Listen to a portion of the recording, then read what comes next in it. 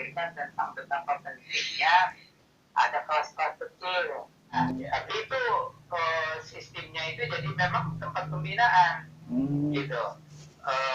Jadi dari awal diajari bagaimana PI pribadi, bagaimana seterusnya mencari jiwa dan sebagainya. Nah, lalu ada set pelajaran mereka itu. Tapi kita gereja Protestan itu bagaimana kan itu menyatukannya gitu ya antara sistem gereja itu dengan gereja Protestan, bagaimana ini jembatan.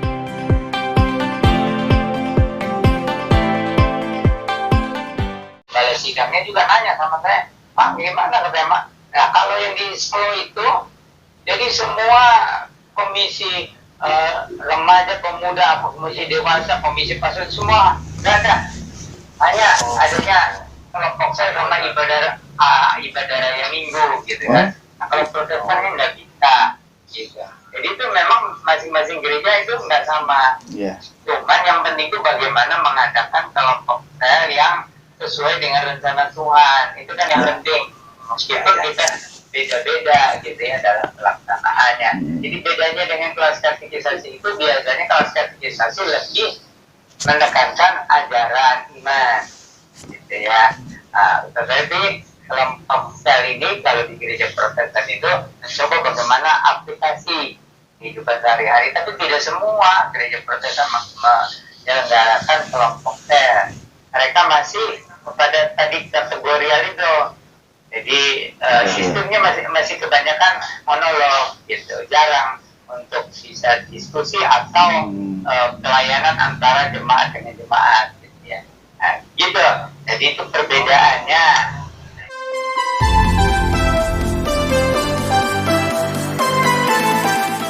Itu perbedaannya antara kelas katekisasi dengan kelompok kecil, kelas komunitas sel gitu ya. Oh iya.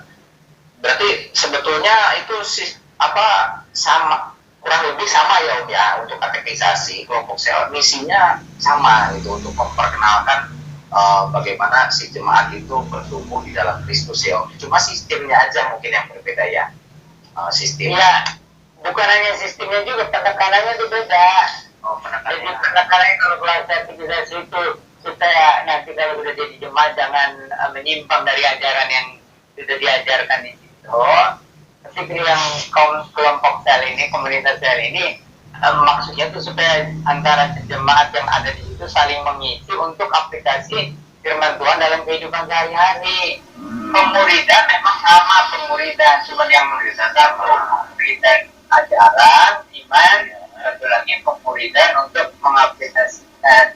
Jadi sebaiknya sih digabungkan. Nah, bagaimana menggabungkannya, yaitu khotbah minggu itu kan kalau pendetanya itu belajar biologi, isi khotbahnya itu ada ajaran iman, ada artinya pokok ajaran Kristen, ada juga yang aplikasi kehidupan sehari-hari.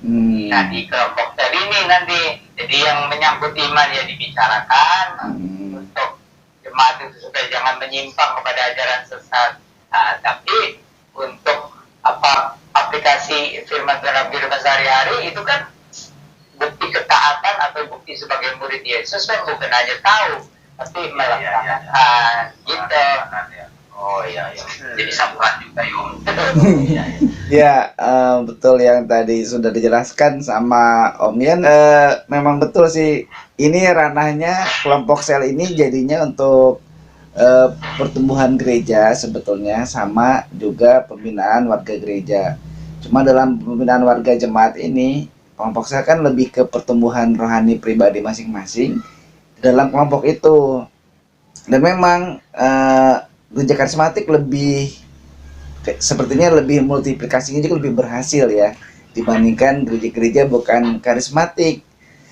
Lagi pula kebanyakan kalau di yang bukan karismatik, menurut pengamatan saya, dan ini pernah disinggung oleh Om Yan juga, sebetulnya kebanyakan pemimpinnya itu dialognya satu arah juga, malah dia jadi seperti mengkhotbahkan lagi ya Om ya, mengkhotbahkan lagi yang dikhotbahin pendeta, padahal anggota kelompoknya itu maunya ikut ngomong gitu.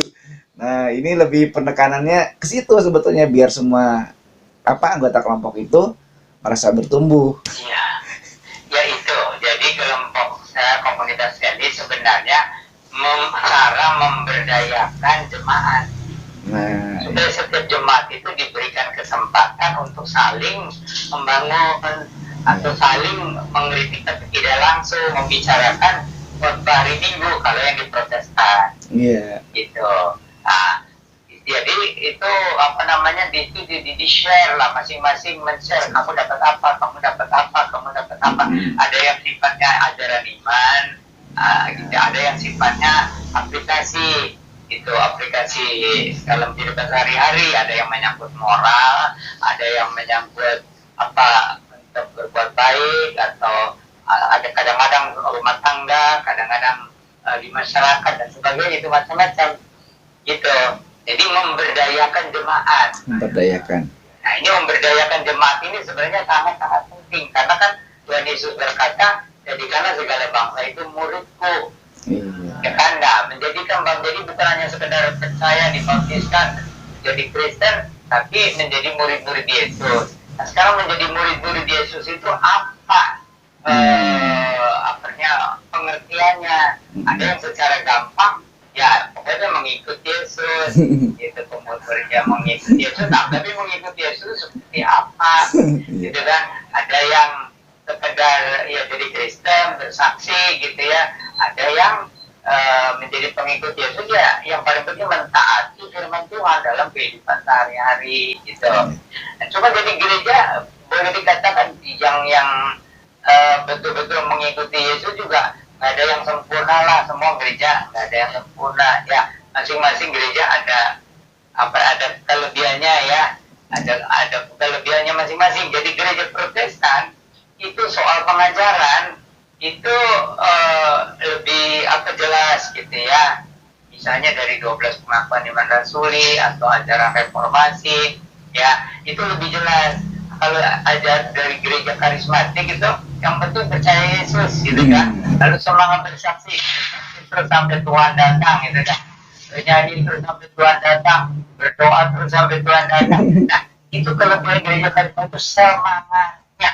Iya. Dan nyanyiannya nggak terlalu panjang-panjang, dan seperti bukan di rumah-rumah. Jadi gereja Protestan biasanya itu dulu hanya di gereja aja. Iya. Jadi Injil itu terbelenggu oleh gereja. Iya. Tapi gereja Pantekosta karismatik itu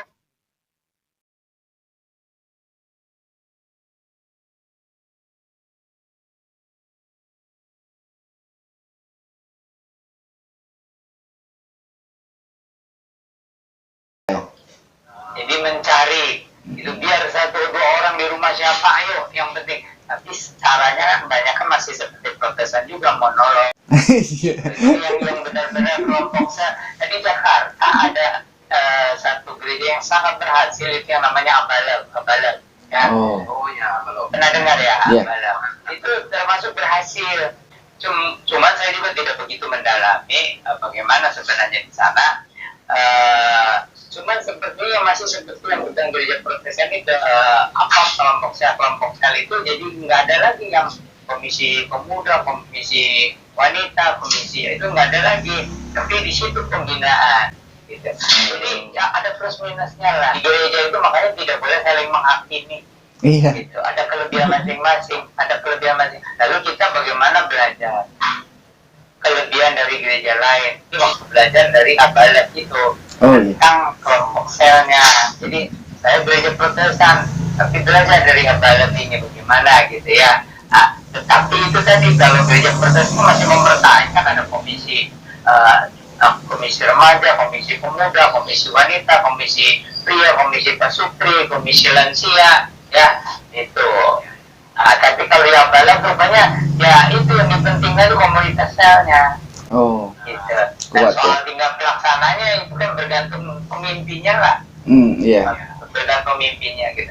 Cuman yang ada juga hamba-hamba Tuhan yang asal pokoknya ada yang anti maaf ini ya, ada sebagian pendeta atau hamba Tuhan itu memang cari hidup, cari penghasilan. Nah itu jadi tidak penting mau muridan, mau apa, yang penting dia bisa buka, banyak orang tertarik, dia dapat persembahan perpuluhan.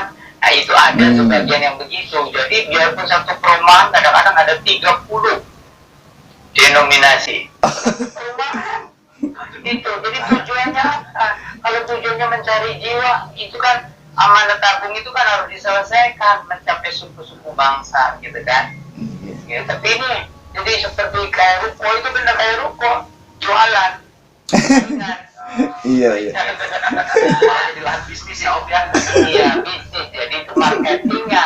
Jadi siapa yang pintar apa humor, yang pintar kasih penghiburan, yang kasih apa harapan, itu yang menarik banyak ya.